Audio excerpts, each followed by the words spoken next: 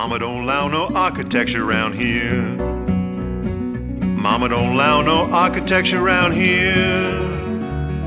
Oh, I don't care what Mama don't allow, gonna draw mine modern anyhow. Mama don't allow no architecture around here. Once again, it's US Modernist Radio with George Smart and Frank King, talking and laughing with people who enjoy, own, create, dream about, preserve, love, and hate modernist architecture, the most exciting and controversial buildings in the world. Show your support by visiting US Modernist's massive mid-century modern archives at usmodernist.org or leaving a glowing review about us on iTunes.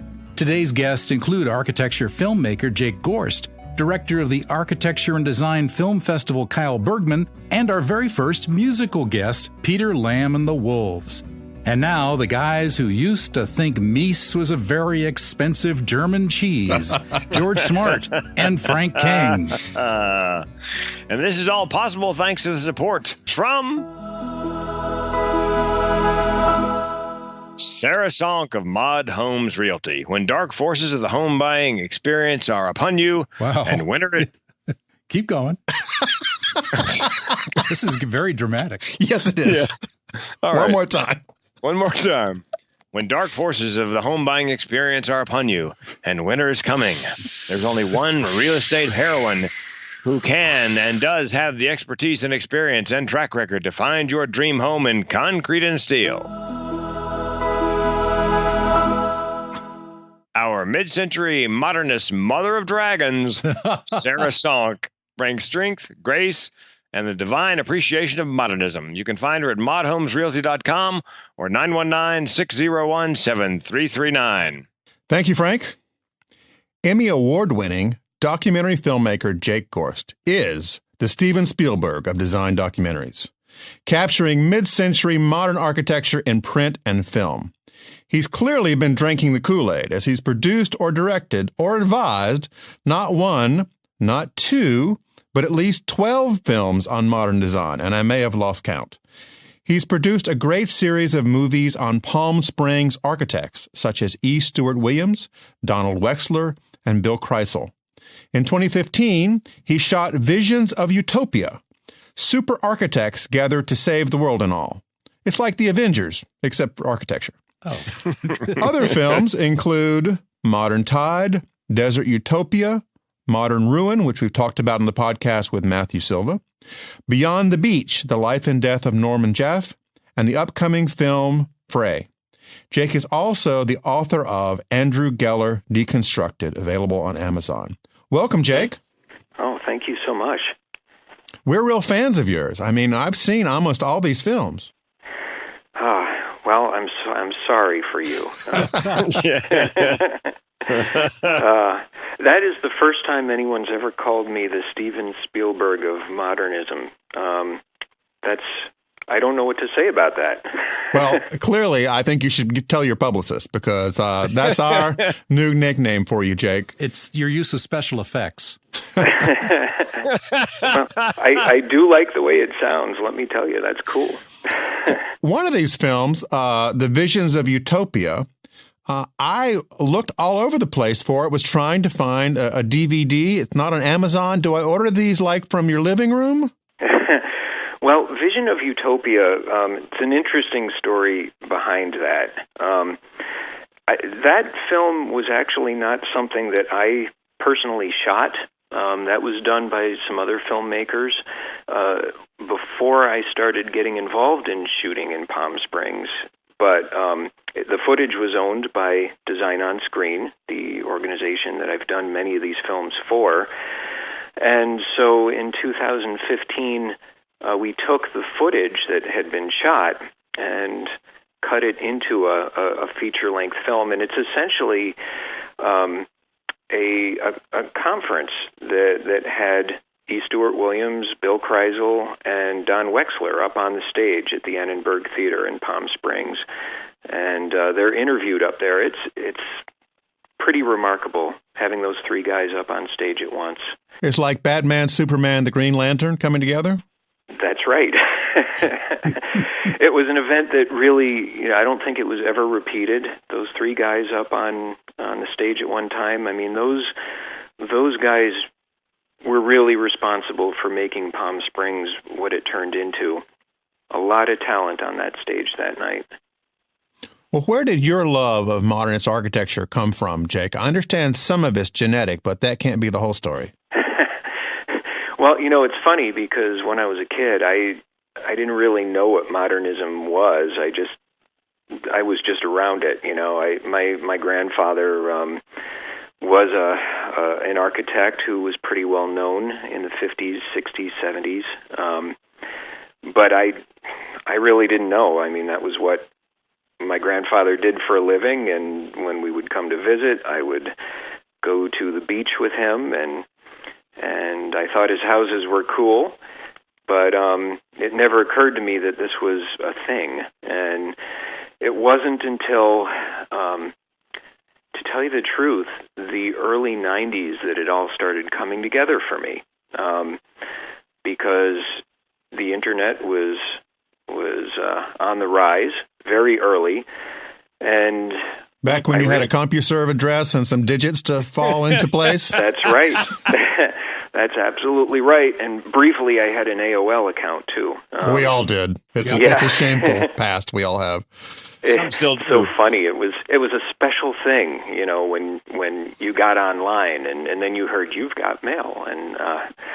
But I realized back then that my grandfather needed a website.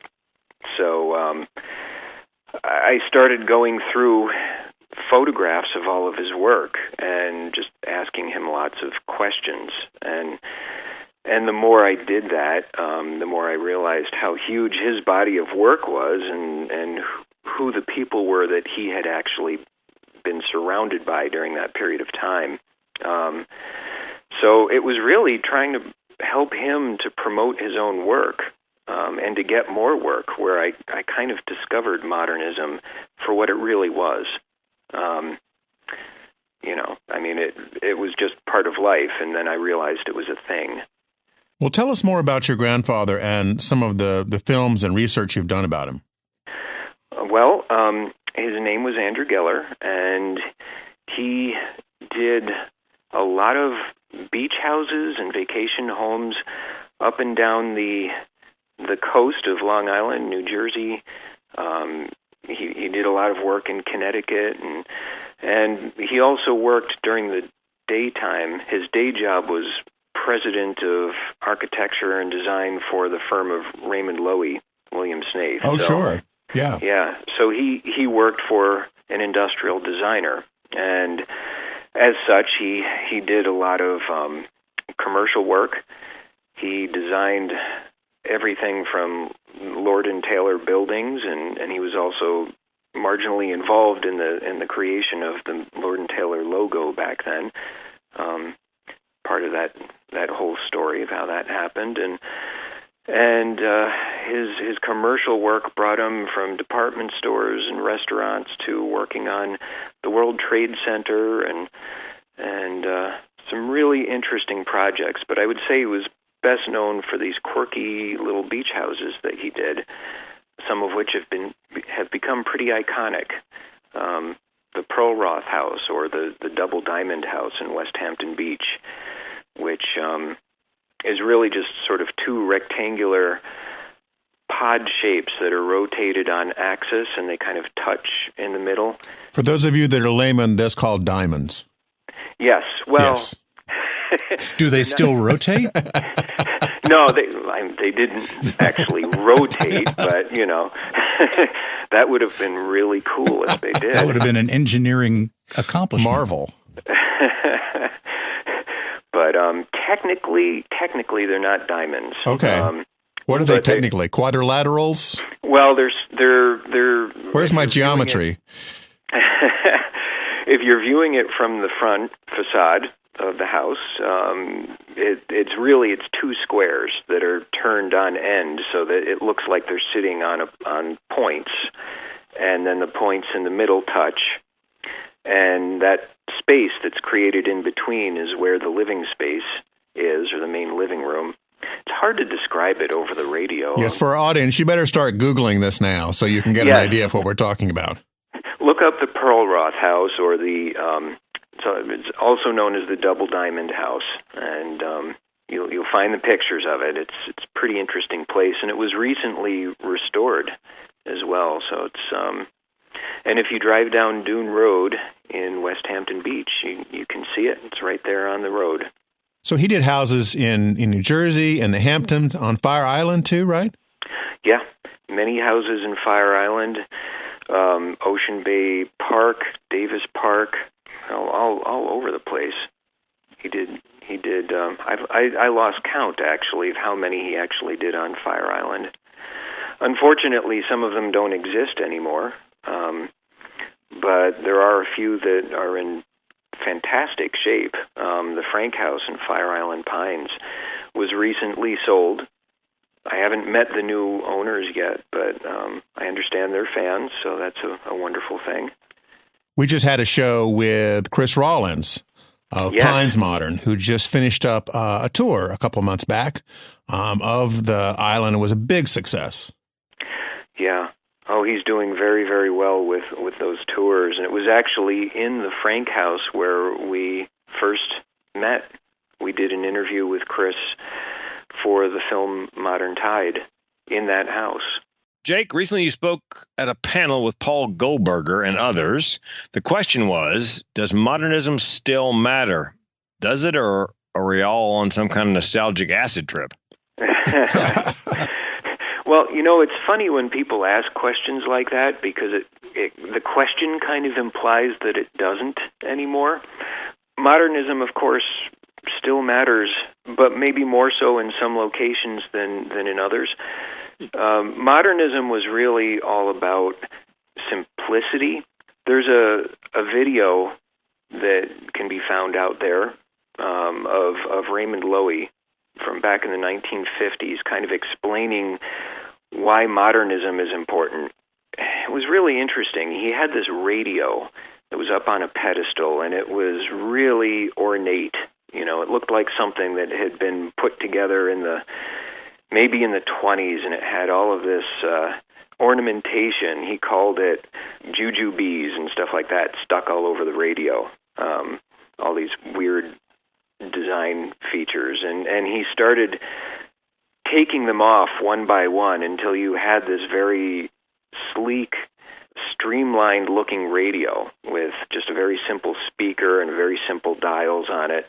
And he basically said, now this is more relatable. It doesn't stress you out when you look at it. It doesn't collect as much dust, if any at all. And his basic point was, modernism is good for you psychologically. It makes you feel better because it is a little bit simpler, and the whole idea was, if you live in a society that is just constantly, you're being bombarded with stressful things, it's good for you to kind of declutter.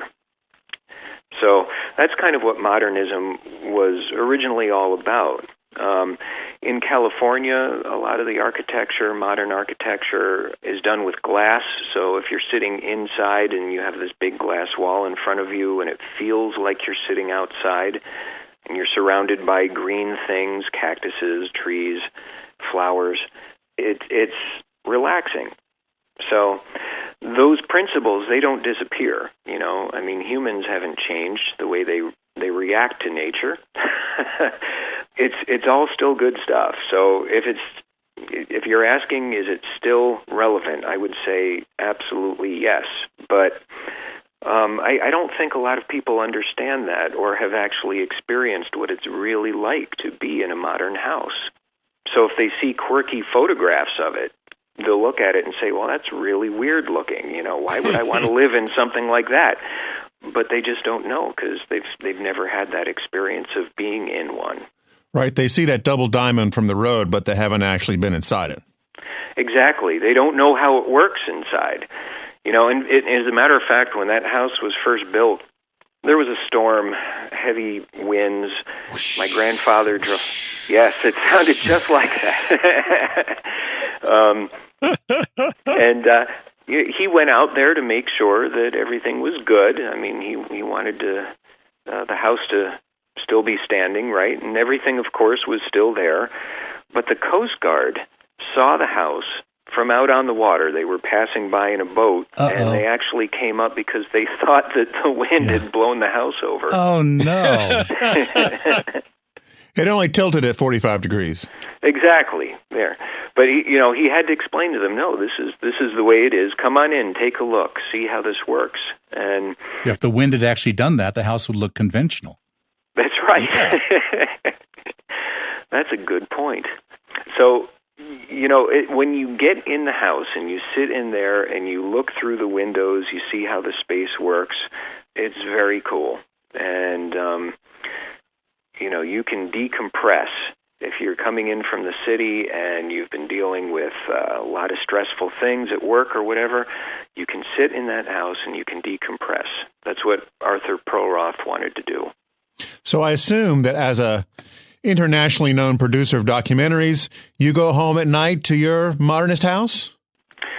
No. Oh. You sleep in your car? My modern car, right? No, I live in a house that was built in 1850. It's a colonial style house. It's funny because us Gellers and Gorsts, we kind of gravitate to living in old houses, and yet we create modern things. I don't know why exactly, but I do love history, and there's something about older architecture, 19th century architecture, that I love just as much. So we have this 1850 colonial style farmhouse, and we have filled it with modern furniture. Oh, cool. So you go out shopping for these things like the rest of us? Well, a lot of what we have found on the roadside, to tell you the truth. Really? Yeah, because people don't realize what they're getting rid of. We have found Batoya furniture on the top of heaps of garbage, and we have screeched our car to a halt to pick up things that people are throwing out that they have no idea are actually quite desirable. Honey, stop the car. It's a Barcelona. Exactly. Are these discoveries that make you happy or sad or both? Well, usually we're overjoyed. Oh, I bet, yeah. Sometimes we're sad because we don't have enough room to put it in the car. Well, just throw the kids out. I mean, you don't need children. You need new furniture, right? It's too bad we don't have a roof rack anymore. But yeah, we actually just ran into that recently. We were driving through this very remote rural area in Connecticut, and there was a Loewy designed desk sitting next to a bunch of garbage pails at the roadside in the middle of nowhere, and we had no room to put it anywhere. So. And the sounds of your screams could be heard for miles. Oh, no! I'm hoping that somebody else knew what it was and took it, That'd be great. But that's why these things disappear, and that's what makes them so valuable now, is that people don't understand what it is or why it's desirable, and so they end up in the landfill. I was going to say 1850, that would be a mid-century modernist home in the, that's just another century. That's a colonial right. house from the 1850s. It's still mid-century, right? Right. Yeah. Just got to find a place for your muskets. That's very true. Actually, this house was quite modern at the time. When you consider the fact that many of the houses, in New England, well, they were built in the 1700s, and there is not a single square area in the house. I think a lot of the building tools that were used at the time, were not as accurate, obviously, as modern tools, and quite frankly, half the time the builders weren't sober when they were building. Not much has changed, Jake. That might be true, but we've seen so many houses built pre-Revolutionary War where I don't even know how the furniture stays in one place and it doesn't slide around,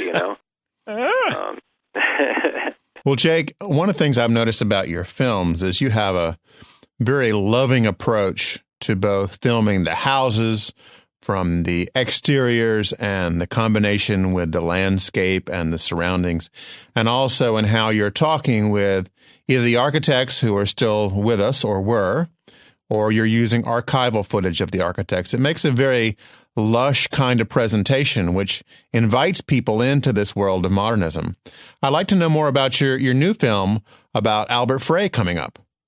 Albert Frey is, or was an architect that my wife and I, Tracy, and I have just admired for many, many years. And when we were working on Desert Utopia, which is sort of a review of mid-century modern architecture in Palm Springs, California, there was a segment about Albert Frey, and we were able to use some archival footage of him because, unfortunately, I never got to meet Albert, and I really would have loved to. He had passed away about 6 years before we started working out there. And we felt, though, after viewing all of this footage, like we knew him. It's just he was a very, very sweet, dear man who loved nature, and he built these structures that you wouldn't think would fit amongst nature. I mean, these structures out of block and aluminum, but boy, they sure did work.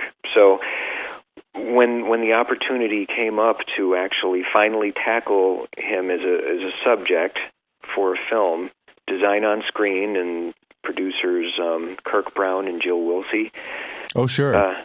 Yeah, they felt that it was time to do it, and we wholeheartedly agreed. So we started filming it last year, and I'm going to go out there and shoot a couple more interviews to kind of finish things up, and then I'll be editing furiously because part one, this is actually going to be a two-part film. Ooh. Part one will be screening during Modernism Week in Palm Springs in February of next year. So, and we'll be there for that. Yes. Oh, great. Yeah. Looking forward to that. Can we get tickets? We'll work something out, I'm sure. No, it's going to be fun. We've been able to get access to some great material that has never been published before, and so that's going to be wonderful. We've access to some archival interviews that have not been used by anyone before. So this is going to be a lot of fun. Well, you've got a great cast. A lot of people who've been on our podcast before. Paul Goldberger, Brad Dunning, That's and right. Janice Lyle, who Yeah. actually spent the night in the Frey house, I think a couple times. Well, she lived there for Yeah. a brief period of time, yeah. Did they let you spend the night in that house? Because it's pretty special up on the hill overlooking Palm Springs. I didn't get to spend the night there, but I did arrive there at about 4 o'clock in the morning, so I don't know if that counts. It was dark. I got to spend a few hours up there in the dark. I brought a good friend of mine, Karsten Harris. He's a drone operator up there with me, and we were able to get some really beautiful footage of the house. So this film will enable people to see, I think, the Frey 2 house in a way that no one's ever been able to up to now. So our listeners should Google the Frey 2 house in Palm Springs. If you want to see the house, you can't for about 51 weeks a year. But the 1 week of Modernism Week, the museum that controls the house opens it up for tours that you can sign up for starting in November and December this year. Or you can sneak up there at 4 a.m. with a friend of yours with a drone. I don't think you can sneak, Frank. There are a lot of gates and keys and security and robot monsters and things like that. That is true. So, Jake, have you been following the path of Frey's Illuminaire house from New York to be rebuilt in Palm Springs? Yes. We've been friends with Michael Schwarting and Francis Campani for some time. Had interviewed them for the film Modern Tide. I had the opportunity to go and photograph the house as it was being dismantled there at the New York Institute of Technology campus there in Central Islip a few years ago. So, we've been kind of following very closely what was happening there. And for a while, we didn't know what was going to happen. The house was in a container in a storage facility for a number of years while Michael and Francis were trying to find a new home for it.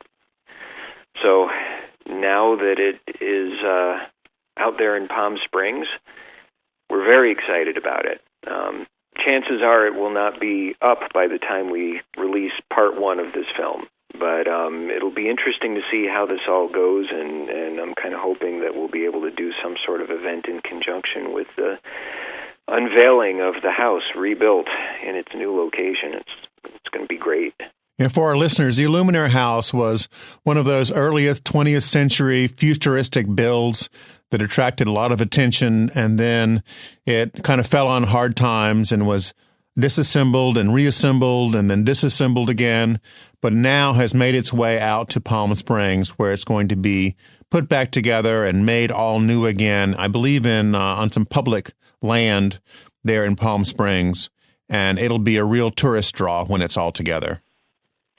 Yeah, absolutely. Once it's rebuilt, it will join a number of important structures, including Frey 2, but there are some amazing Albert Frey structures there in Palm Springs. The tramway gas station, the lower tramway valley station. Yes. Which, I don't know if you've ever been to that before, but yeah.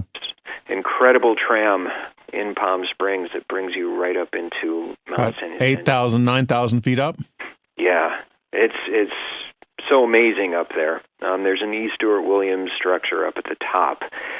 And they call it the Valley Station down at the bottom that Frey and Chambers designed.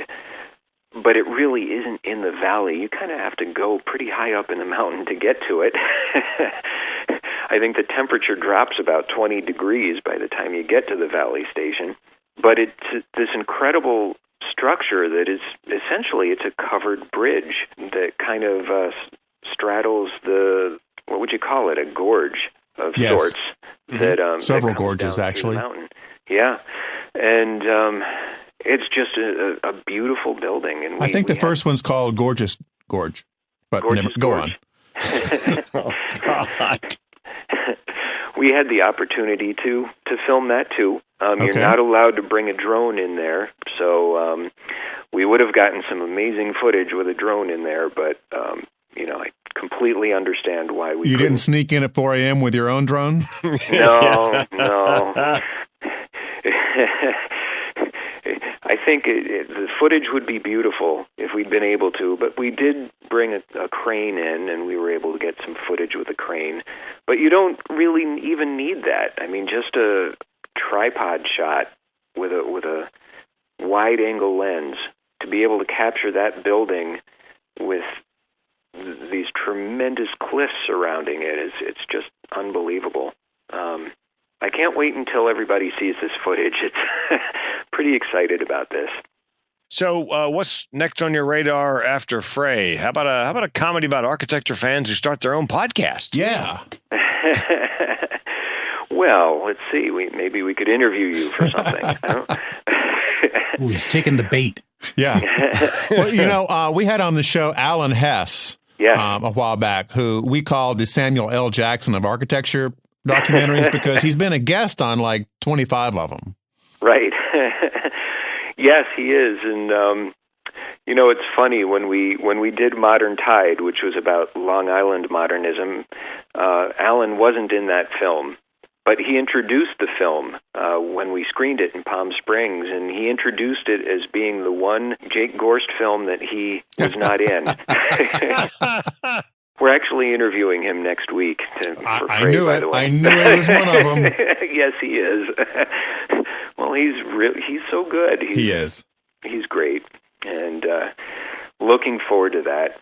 Hey, Jake, thanks so much for joining us. And please put us on the screening list for any new architecture movies you've got coming out. And I would love to get a copy of Visions of Utopia if you have one sitting around your living room somewhere. We will work something out. Okay. We'll be back in just a minute when I talk in New York with Kyle Bergman of the Architecture and Design Film Festival coming up in November. Plus, back in the studio, we'll have musical guest Peter Lamb and the Wolves.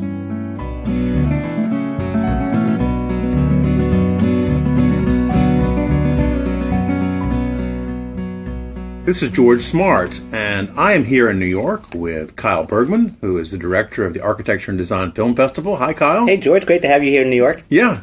So this has become a big deal, Kyle. I mean, you're in your 9th year of this festival, and you're having locations all over the America and the world, a few world locations. Yeah. Well, it's growing. You know, when you start thinking about something and you have no idea where it's going to go, it could have flopped after year one, so it's been slowly growing. But it feels like it feels like we're in adolescence now. We've moved out of childhood, and we're definitely into the adolescent stage. Well, before you were born, so to speak, Yeah. How did people see architecture films? You know, there was no real consolidated place for it, and there wasn't actually that many of it. I started thinking about this in about 2000, 2001, and as an architect and someone who loves film, I just thought, God, wouldn't it be fun to do an architecture film festival? And, like in a lot of graduate schools and schools, they have programming of films with kind of cool architecture like Metropolis and Blade Runner. But I wanted to do something that was much more about the creative process. And I was thinking about it a long time ago, but there really wasn't that many films back then. There were a few, and I scoured whatever. I wasn't even scouring the internet at that point. It was just kind of like looking at library archives and that kind of stuff. And so I started thinking about it, and, it was mulling around. 2008 came around, and I was finally okay, I either have to stop thinking about this or do it. And so we did our first festival in 2009. And it started off, the seed of it was really nice. Actually, the first year I did it, ended up doing it in a small town in Vermont as a test model to run it out. And we did it in a town called Warren, Vermont, where there's a benefit for a design build school called Yes Tomorrow, which I was a part of. And we ended up drawing about 1,000 people from all over New England, from Montreal, from Boston, from New York. And the theater was this perfect theater. It had 2 screens and a bar and a cafe and all the things I kind of thought we needed for a festival. And from there, we brought it to New York. What films did you show that first year? Ooh, boy, I have remember? To think way back. So it was great the first year because you could show anything that was ever done before then. So, of course, we showed things like the classics, like sketches of Frank Gehry, and we had Ulton Guilfoyle, who was the producer with Sidney Pollack. He came up. Right. And it was great. And then we showed My Architect, of course, and Nathaniel came, because it was kind of like the first of this kind of series. We showed Downside Up, a really great urban planning film about Williamstown, Massachusetts, made by a California filmmaker. Blue Vinyl, an environmental film about this woman who grew up in a vinyl-sided house in Long Island, and she became an architect, and was really this exploration, an environmental exploration about vinyl siding and architecture. Is really fantastic. The vinyl was inside the house? No, it was the outside. Okay. Instead, cover. So a lot of times they would take wood houses, older houses, and there was this thing in the 50s, 60s, and 70s. Say, oh yeah, let's put vinyl on top of it. Oh, vinyl siding, vinyl siding, yeah, and it was like a horrible idea on so many fronts, environmentally, aesthetically. I mean, yes, it saved maintenance, but that was the only positive. Everything else was just, bad idea in a lot of ways. So we showed that. We showed a film called Garbage Warrior. I can't believe I'm remembering all these things, but a really great film about the Earthship's houses that were done out in Taos, New Mexico. I forget the name of the architect. So we showed. There was a lot of films, but it took a lot to find those. And over the years, we get more. There's more and more films being made about architecture and design, and we see that. Like we preview this year. The last couple of years, we previewed almost 300 films a year, and we select about 25 to 30 or so. That's an incredible number of documentaries coming out. They're not all feature-length films. I mean, they're shorts, longs, but there's a lot of films that come out. For the people coming to the festival, they're lucky because they don't have to preview all those other films. It's kind of like, living in New York. You go to a lot of restaurants. Some are good and some are crappy, and you weed out the crappy ones. So when your friends come to visit, they only get to go to the good ones. It's the same thing with programming a festival. Now, after your first year, this got on a roll, and you've been doing it in New York ever since then. And when did you start to expand to other locations? So when I first brought it to New York, and the goal was always, because I'm from New York, was always to be in New York, was I thought it'd be a national festival. And I realized that it actually was more of a regional festival, even though it's in New York. So the third year, so then we started expanding to other cities, and Chicago was the next obvious place. So we brought in Chicago pretty soon after that, and Los Angeles. We did some festivals in Chicago and Los Angeles, but it was just too much in those early years to do 3 festivals a year. And we would program one festival and take it to the other cities, but it was just too much to kind of keep those going. So we brought it back to New York, and over the last couple of years, we've been expanding out. We've done some festivals in Colombia. We worked with a festival. We worked in Bulgaria, doing part of a festival there. And this year we expanded and we did a full festival in Seoul, which was pretty exciting. Oh, nice. That is very exciting. Yeah. And there's a lot of places that want to do festivals, and it's tougher in smaller markets to both raise enough money to make it happen and the energy to make it happen. But so the other festivals that we do in other cities, it's a combination. People come to us and they'd like to do a festival, and we work together. So in other cities, we have presenting sponsors that we work with. Okay. And so when in Tulsa, we work with the Tulsa Foundation for Architecture. In Louisiana, the Louisiana Architectural Foundation we work with. In Montana, we're working with a music venue called Tippett Rise, which is a classical music venue. So in some of the other cities, in the smaller cities, we have presenting partners that we work with. Now, most of the films that I've seen on your lists for various years are not things you can readily get on DVD or streaming or things like that these days. These are actually pretty hard to find films, some of them. Yeah, some of them have bigger lives, and some, I would say 20% of them end up having more of a life where you can get, actually get a DVD of it or maybe even stream it, possibly. But most of them have shorter lifespans. They end up getting bought by educational distributors and other things like that, or they just become, like a lot of films, they sit on the shelves for a while. So the festival is a great opportunity for people to get a chance to see films that they can't easily get at other times. Do you ever have difficulty sort of shaking loose a film from its producer who shot it a few years ago and just can't be bothered to give it up? No, that's never really the problem. There's always, when films first get made, everyone wants to get their film in Sundance and Tribeca. And, because it's such a big effort to make a film that everyone's shooting for the highest level of film festivals, which makes sense. So the only issues are sometimes what year we get the festival. And people submit to all these really great festivals, and they're just so competitive to get into those festivals. So sometimes a film will sit around for a year or so with the filmmaker and distributor and not really get shown because it doesn't get into the level of festivals they want. And then they open it up to a broader level of festivals. Okay. But once they're out there, once they're out there in public, people always want to show it, I think. Now, you're going to be showing a feature film called Columbus this year, which we'll talk about in a second. The only other feature film I could even think of today was something called The Lake House from 10 years ago. Did you ever see that one? I did see it. We didn't show it, actually. And there are a number of films, narrative films, which architecture is really important in. But for many, many years, we decided not to show those. We really wanted to define what the festival is and what it's about. And it's really about documentaries, about the creative process of architecture and design, and anything created about that. Product design, landscape design, urban design, that kind of design process.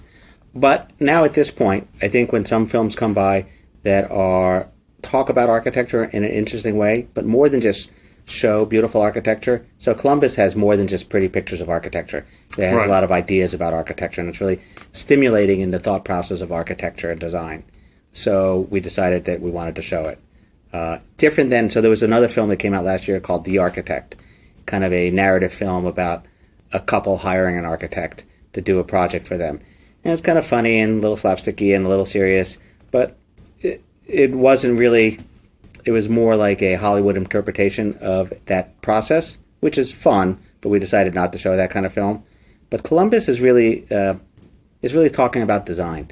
And Kogonada, the director, is a really smart and interesting filmmaker. And so we decided for our first narrative film, Columbus was it. And the premise of the plot, if I understand it, is two people who find themselves in Columbus, Indiana, and discover some of their own personality as well as each other, as well as the architecture around them. That's true. So both of these two main characters are very connected to architecture, and they think about architecture a lot and how it affects their lives in very different ways. As characters, they are informed by architecture and design, and they think about it, and more than just what buildings look like or what there's a thought process about architecture, and they have really great discussions about architecture and design and how it affects them, their own psyche and other people's psyche. And it's a really smart film. I'm trying to remember the name of the film from probably 1992, where Liv Ullmann and Sam Waterston are running around Mont Saint-Michel talking about the nature of time. You ever remember that one? No, I don't know. What is it? And it was a fascinating sort of exploration. Mont Saint-Michel was kind of there as the backdrop for these interesting conversations they were having with each other. Mm-hmm.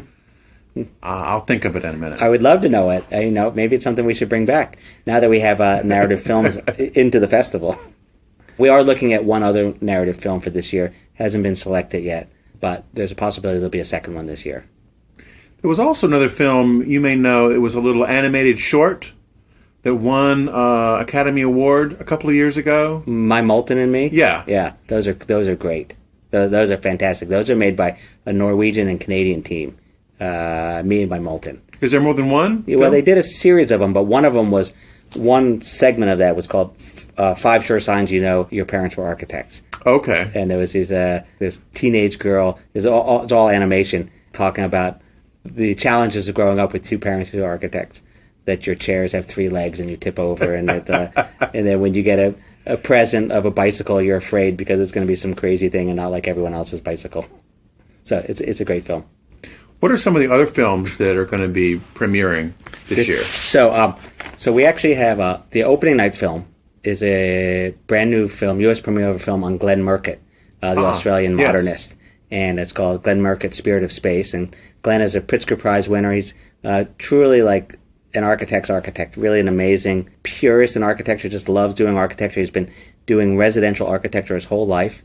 And he was asked a number of years ago to do his first public commission, to do a mosque in Melbourne. And he's not a Muslim, and he was surprised he got asked to do this because he's not a Muslim and he's never done any public work. But he decided to take it on, so he's designed a really beautiful modern mosque. And one of his requirements when the mosque asked him to do it, he said, I'll do it under the condition of I want to work with a young architect who is also a Muslim and part of the faith, so he made sure he got the faith right.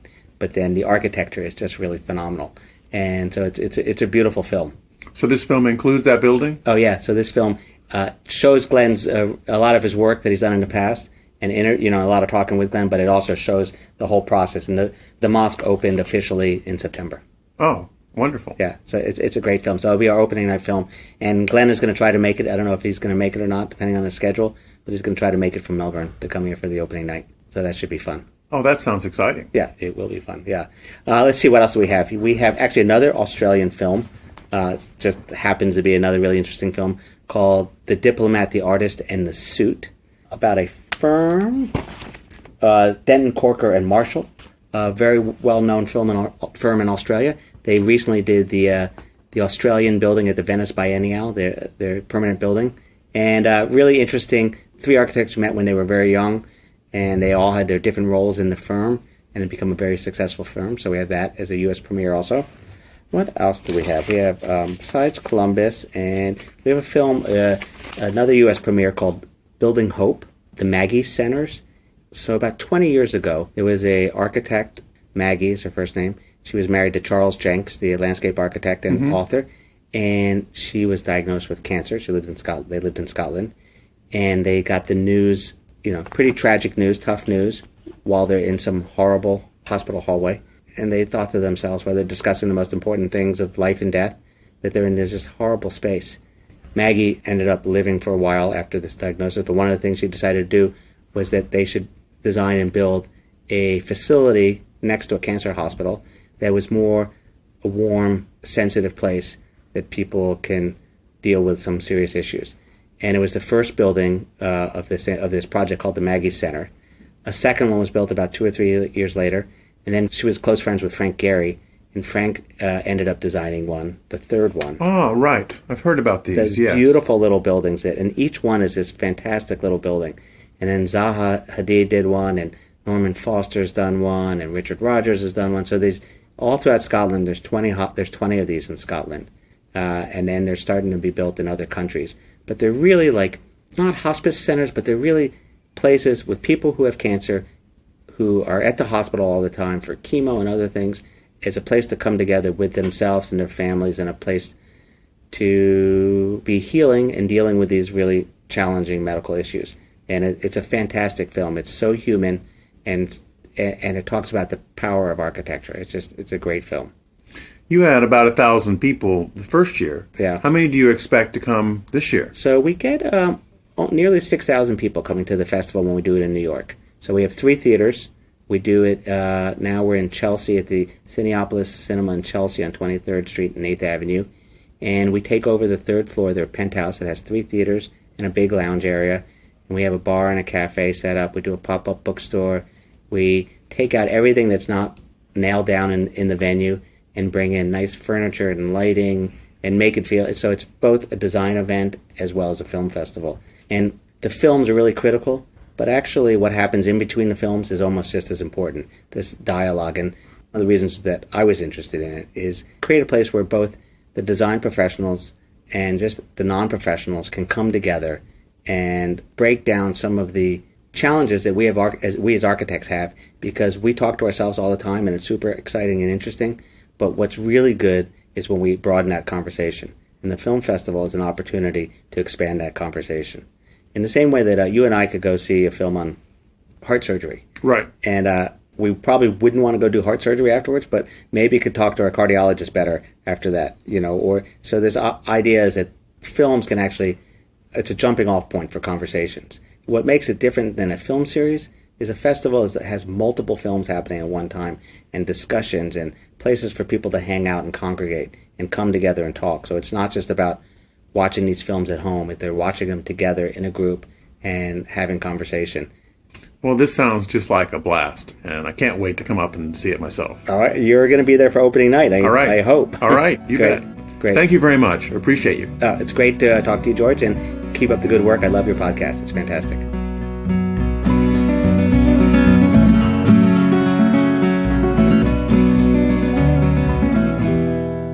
Dropping by the studio today is Peter Lamb and the Wolves, one of North Carolina's premier jazz bands in the long tradition of musicians such as Group Sax and the Greg Gelb Trio.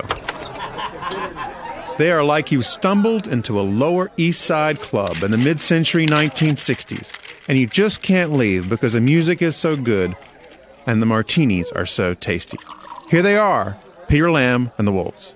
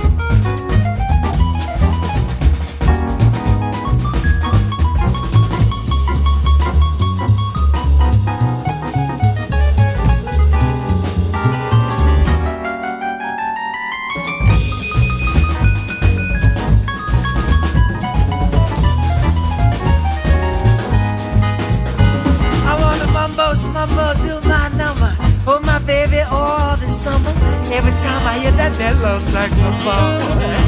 I wanna rip it, rock it, spin it, pop it, flip it, flop it, David Crockett every time. Hear that mellow saxophone. I wanna rock, rock, rock. Roll, roll, roll. Rock, rock, rock. I wanna rip it, rock it, spin it, pop it, flip it, flop it, David Crockett every time. I hear that mellow saxophone. Every time I hear that mellow saxophone. Every time I hear that mellow saxophone.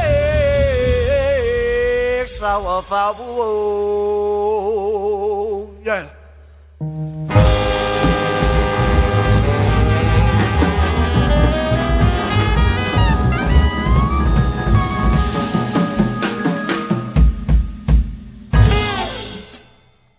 Wow, that is how it should be done. Let's see who we've got here today. We've got Paul Rogers on trumpet. We've got Pete Kemosh on bass. We've got Carl Blackwell on drums. Mark Wells on vocals and piano. And Peter Lamb on tenor saxophone. Peter, how did the band start up? We started about 8.5 years ago. Humble Pie, the restaurant here in Raleigh, asked me to put together a group of musicians to perform for an inaugural ball they were having for Obama's first inauguration. So, a little bit more than 8 years ago. And we started and the audience liked it. And we've been together ever since, kind of.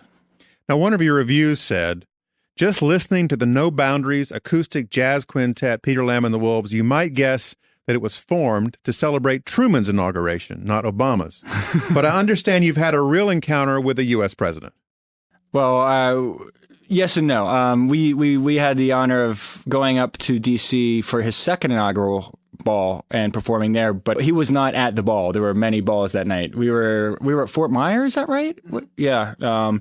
And it was awesome. We got to bring our wives and our girlfriends, and they wore fancy gowns, and we wore tuxedos, and there was high security and senators and congressmen, and it was a huge honor. We got to do our thing, but Obama wasn't in the audience yeah, unfortunately it was for him, but there's a lot of balls that night apparently, and he didn't make it to all of them. So. But didn't you meet Bill Clinton at some point? I have met Bill Clinton. I've played for him. I've played for Obama too, just not up in DC. Okay. Yeah, I gave Bill Clinton a CD. I don't know if you ever listened to it. He never got back to me.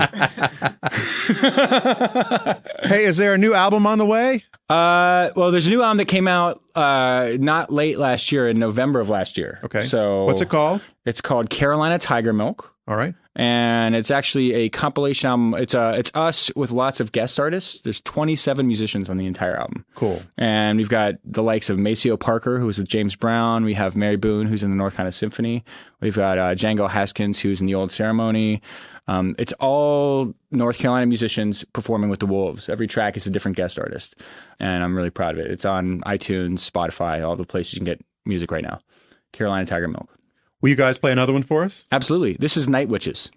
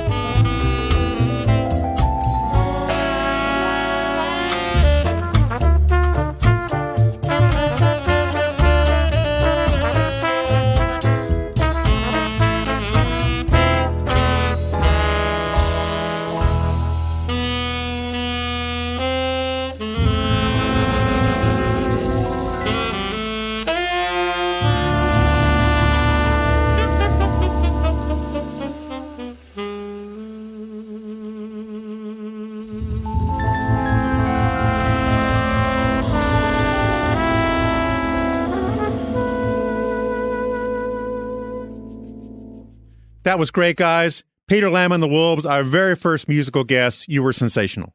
Thanks for listening. US Modernist Radio is underwritten by the Angelic Sarah Sonk, your real estate angel for modernist houses. 919-601-7339. Okay, Tom, take us out. Thanks, Frank. Visit usmodernist.org for more information about today's guests, all of them. US Modernist Radio is produced by Soundtracks Recording Studios in Raleigh, North Carolina. Our theme song was performed by George Smart and Robinson Earl. US Modernist Radio is a production of North Carolina Modernist Houses, a nonprofit educational archive for the documentation, preservation, and promotion of modernist residential design. I'm Tom Guild. George and Frank and I'll be back in 2 weeks with another Hepcat, doo-wop, downbeat, 12-bar blues edition of US Modernist Radio. Oh, wow.